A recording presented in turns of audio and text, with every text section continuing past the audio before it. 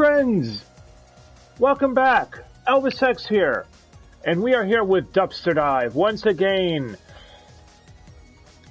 This one is another recommendation. It comes from Poof 375.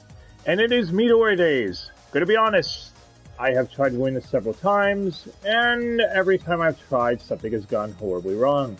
But hey, I'm sure things will go right this time. But let's get right into it, shall we? Midori Days is a romantic comedy manga, or rom-com for short, written by Kozuru Inoue. It ran from September of 2002 until July of 2004 and was published in Shonen Sunday, the same manga company that publishes Fairy Tail. Yes! An anime from Studio Pierrot would run from April of 2004 until June of 2004 with 13 episodes. Studio Pierrot is known for doing Naruto, Bleach, Yu Yu Hakusho, and most importantly, Black Clover. Wait, Black Clover? Shonen Sunday, this Fairy Tail. The crossover, has it been confirmed? Seriously, Fairy Tail and Black Clover need a crossover. But aside from that, Midori Days would receive not one, but 2 English dubs. And I don't think I need to tell you that makes it a pain in the ass to find out anything on this show. By which I mean the dub cast. This anime is already kind of obscure as it is, with neither dub cast being posted on the wiki page or the show's main site, as is the case with most anime. Instead, it's on Behind the Voice Actors, and that site lists cast lists, but only for some characters. Yeah, it's not presented very well.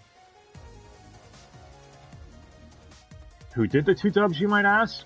The first dub was produced by Animax in 2004. Animax is a company known for doing dubs out of Asia, such as the uncut Cardcaptor Sakura dub. Not that shitty Cardcaptors we got here in the West. Anyway, the second dub was published by Media Blasters. I keep saying published. Media Blasters are known for doing ecchi trash such as Queen's Blade. And I believe they also did Oh My Goddess. Someone will correct me on that. So, now that we've got the history lesson out of the way, what is Midori Days about? We follow our protagonist, Seiji, who is your typical average delinquent, who has now turned 17 and is looking to find a girlfriend of his very own. The problem is he has a bad reputation, for he is the most badass fighter on the planet, or at the very least in his own town, and is known for beating the hell out of anyone who messes with him, using his demon right hand. that just sounds silly when you say it like that, but yeah, so Seiji's a badass, and most people are genuinely afraid of him for that reason. Enter Midori, someone who has been watching Seiji from afar. She has been, I guess, quote-unquote, stalking him for the better part of 3 years. Midori, it's stated right away that she's fallen for Seiji because she knows underneath that exterior of violent tendencies, he's really a nice guy and has everyone's best interest at heart. Okay, I hope that works out for you, believing that. Well, shortly after this begins, Midori falls into a coma and her spirit is reincarnated into the size of a doll and is attached to Seiji's right hand. Yeah, this is one of the strangest premises I've seen in a while. I know there's a masturbation joke in there somewhere, and feel free to make one. It's beneath me. By which I mean it's not. I just don't have one off the top of my head right now. I failed you. But for me, when I saw this, my first thought was that Bionic Commando reboot that Capcom put out in 2008. Anyone remember that piece of shit? So, yeah, Midori is now stuck to his right hand. Seiji is having to live life now not being able to use his right arm, because if anyone finds out about Midori, they might think he's some sort of weird alien, or at the very least, try doing something to hurt her to get her off of him, and he doesn't want that. Because Yeah, Seiji isn't 100% a dick. He's only kind of a dick. Whereas Midori, on the other hand, is incredibly happy by this because now she is attached to the man she loves forever. Literally. And yeah, that's basically the setup for Midori Days. Everything you find out in the first episode. Of course, because it's a romantic comedy with a little bit of harem here or there, you have other females trying to pursue Seiji's affection, such as the class rep Takako, the lolly of the group Shiori, and even his own older sister makes an appearance every now and again, named Rin. So, I gotta say, before I move on to anything else, I thought the show was okay. There were moments where I was laughing my ass off, and I think the show did a good job keeping me happy throughout. Unlike you, Gilgamesh. Now, we should address the elephant here.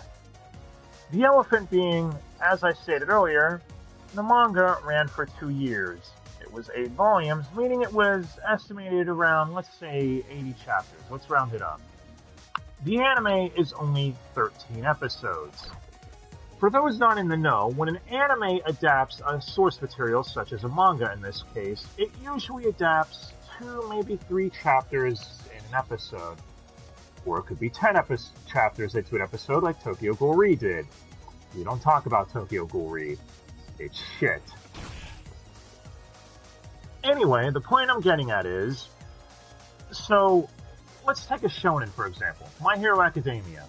It usually takes around 2, maybe 3 chapters of its manga and adapts it into an episode. Midori Days is 80 chapters and is only 13 episodes. You might think that that means it's a jumbled mess and is rushed, but no, it's not. They did the other thing. They just cut out most of the content from the manga. The show does have an ending, and I will praise it for that. However, since the manga ended in July of 2004, with the anime ending a month before that, I can only believe that the anime ending is filler. Either that or the mangaka had told the anime staff what he was planning on doing, and they roped it into the anime. But, saying that, this could have gone much worse. Turning 80 chapters into a 13-episode anime and having it not be a complete mess and giving it an ending, gotta give mad props for that. That being said, it definitely shows in the middle part of the anime that content was cut. We'll get to that in the spoiler section. So, on to animation. From what everyone says, the animation of this show is, well, really good. It holds up incredibly well for the time, and everything looks fluid. Granted, it's not high-definition 16:9 aspect ratio widescreen beta alpha zeta, but if you get past the fact that it's 4:3 full screen, people are saying that it's really good. I can't judge animation, you all know this by now. Let's go on now to sound. And the OST for A Slice of Life was decent. I don't know if I'd look any of it up, but from what I can recall on the show while watching, it never hampered the experience, and it was okay. But we've reached the main event. Let's dive into this Dubster and find out what it's all about, shall we? Now, as stated, this show had 2 English dubs. However, I was unable to find anything on the Animax dub, so yeah, we're gonna have to stick with the Media Blasters one for now. Seiji, our resident Pro Tycoon, I'll get his Animax voice out of the way first. He's voiced by Darren Pleven? I don't know how to pronounce that. Who is the Animax version of Inuyasha. As stated, I have no idea how this dude sounds, I can't give my thoughts. But in Media Blasters, he's voiced by Drew Aaron. Someone I've never heard of before. But he was in Oh My Goddess, as well as a few other shows from Media Blasters, so that's cool. And I gotta say, he did a good job as Seiji. Seiji's moments of trying to act like a tough guy and also his moments of being genuinely concerned for someone and being more mellowed out as well. He did a good range of emotions. Next, we have Midori. In Animax, she's voiced by Claudia Tomas, or Thomas, depending on your outlook on the universe. Again, can't make an opinion. But, with the Media Blasters dub, she's voiced by Keither Donahue? I don't know. I'm sorry. I failed you. But again, great job. Midori is your typical over-the-top cutesy personality, and I think she nailed it. She even does the thing where when Midori is the size of a doll, she makes her voice a lot higher pitched because, you know, she's shrunk down. I could see some people maybe saying the high-pitched voice is a little grating, but it never bothered me. So, I guess I'd be subjective on that one. But either way, I thought it was really nice that depending on what size Midori was, the voice actress would adapt herself. Next, we have Reen, Seiji's older sister, voiced by Meredith Zeitelen? I don't know. But again, Reen is a former gang member. And this voice actress nailed it. She's the one person you find out the second she shows up could kick Seiji's ass. So, again, someone who's really stern and authoritative. Next, we have Takako, class rep, voiced by Molly Weaver. And I'd say again, great job. She's someone who genuinely cares for Seiji, and you can tell she's struggling with her feelings of love. Next out of the mains, which this is the last one I'll cover, we have Shiori, the lolly of the group, voiced by Michelle O'Midlin. And again, over-the-top moe cuteness, she did a good job. Rounding out the cast list, we have Kerry Karanen, Sean, you think I'm better, Shimmel, or Goku. I know it's Shimmel, don't at me, I know. We have Amy Palland, the voice of Tails from Sonic the Hedgehog from around this time. And we have the alpha daddy of voice acting himself, the legend, Vic Mignogna. I actually didn't even know he was in this show before watching it, and it was a pleasant surprise. Granted, he voices Shiori's dad and is only in one episode, but it's still a treat to hear him. Now, as far as my thoughts overall on the dub, it's decent. This dub did come out in 2005 when dubs were... the standard was the norm to be good at this point. And luckily the dub does deliver. Though it does suffer from triple casting a lot. Amy Pallant in particular plays 3 recurring characters, so keep that in mind. It should be noted that a lot of these voice actors have done numerous works in 4Kids, and I believe that's the studio they outsourced to in dubbing this. So I thought that was interesting. So you'll recognize a lot of them if you've watched Pokemon or Yu-Gi-Oh! Right away. But, yeah. As far as my negatives on the show before I get into spoilers, as stated, some of the middle episodes feel a little weak compared to others. And it is a rom-com, so humor is subjective in that sense. I felt some jokes worked, while others didn't. That being said, I did enjoy this. I'd say it's a slightly above average rom-com, and I'm going to give it a C+. I had a lot of fun with it, and the fact that it had an ending really does help it, in my opinion. If you're a fan of the genre, go check it out. That being said, there are some overbearing flaws that we need to address in the spoiler section, but if you don't want to hear them, get out of here, and I guess come back when you've watched the anime yourself, and let's talk about it. So, where to begin? First, let's talk about Seiji. So, throughout the show, Seiji doesn't want his reputation to be ruined, right? Of him being a badass fighter on the streets, yo. The problem with this is he also wants to date a girl. And most of them think he's kind of a prick, because, you know, the whole fighting thing. At least that's what the show implies in the beginning. So it's like he wants to be seen as a badass, but also doesn't, because there are moments where he's actually wants to simmer down so that way women will like him. I don't know, it's not really clear on that. I should also mention that Seiji is the clueless idiot type of protagonist. Yeah, he's that kind. The kind where one of the females, Takako, asked him out for a date on the film, a movie, and he thought it was as a friend, that it was platonic. Even though she's like, no, I want to go on a date with you. She made it abundantly clear. He's not as frustrating as the protagonist from Camphor, but it is still irritating. The characters do point out how oblivious he is, but again, just because you point out something is annoying doesn't stop it from being annoying. It just means you're self-aware of it. That being said, I still have to say Seiji was at least likable.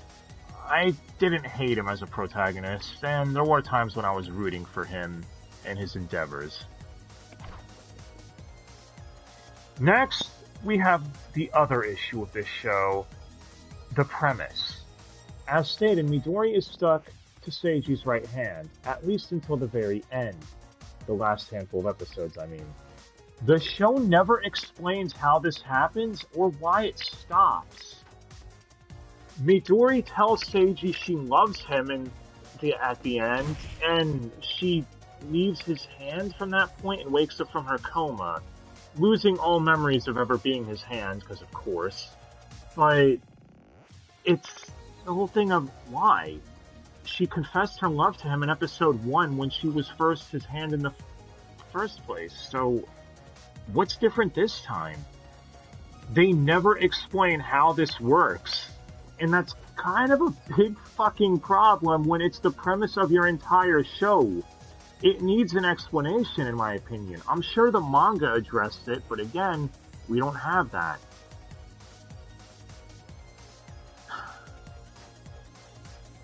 Next, let's just talk about the ending before I go into anything else. I'd say it was a sweet ending. Again, not an issue, just putting it out there, my thoughts on it. Midori and Seiji do end up together, though it makes you want to slap Seiji when he was saying he wanted a girl to love him this whole time, and it's that whole thing of he realized after she was done being his hand and went back to her normal body that he was in love with Midori. That typical thing of you don't realize what you have till it's gone. That's the lesson. And of course, when Midori sees Seiji, she already was in love with him before she was his hand, so losing her memories didn't really affect much on her end. But, well, I guess it all worked out. Now, as far as the filler episodes in the middle, this is where I have a problem with the show, and why I ranked it only a C+. So, Shiori, you know, the lolly of the group, she has one episode dedicated to her character. I believe it's episode 6, if memory serves. After this episode, she never shows up again. Or if she does, it's a very minuscule role at best. That's not good for a character. She needs a long-lasting impression. You could literally cut her episode out, take out the scenes she was in the first 5, and not much would change. It'd be easy to write her out of the entire series, and you wouldn't lose anything. That's not good. It genuinely isn't. And I guess the last issue I have with the anime is, at times it can feel a little repetitious. In episode 4, we're introduced to a weird otaku who finds out about Midori because he's obsessed with anime dolls, and, you know, Midori decides the doll.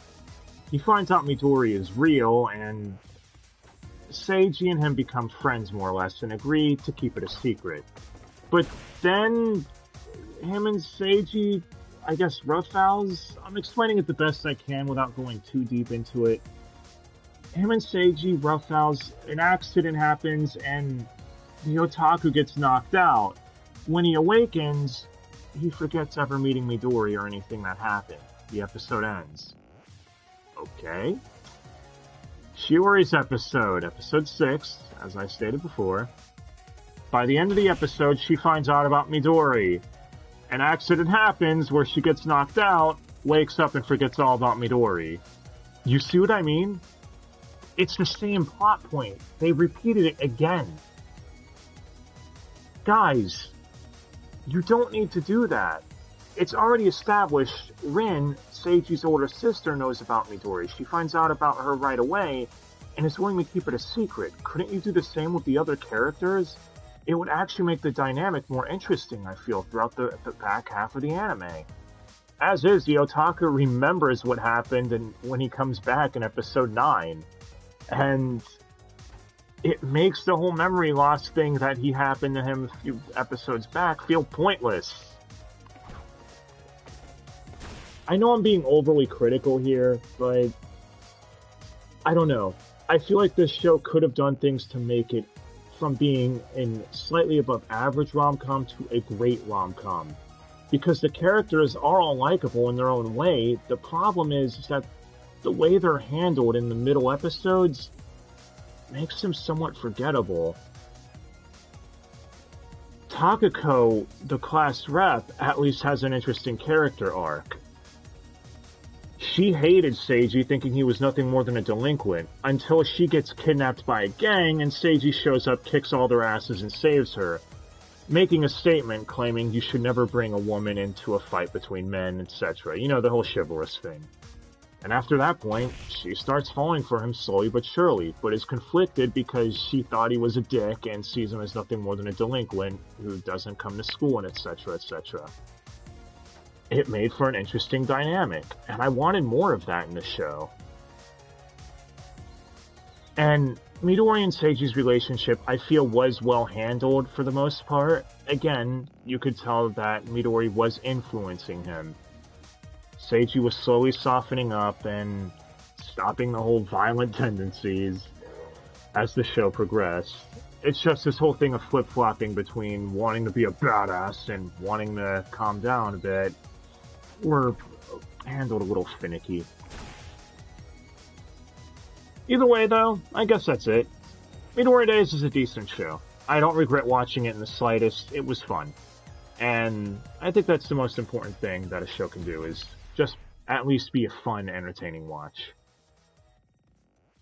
If you stuck around through all the spoilers and still haven't seen the show, go watch it. I recommend it. C+, like I said. There's definitely better rom-coms out there, but hey, you could do a hell of a lot worse. So, thanks for the recommendation, Mr. Proof 375. It was fun. Next time, though, we have one more recommendation left for this month before we move on to the next theme. And from what I've heard, it's a really good one. So, I can't wait to check it out. But what did you guys think of Midori Days? Did you like it way more than I did? Hell, maybe you hated it. Maybe it's your equivalent of Gilgamesh. But in all seriousness, leave a comment below and let me know what you thought.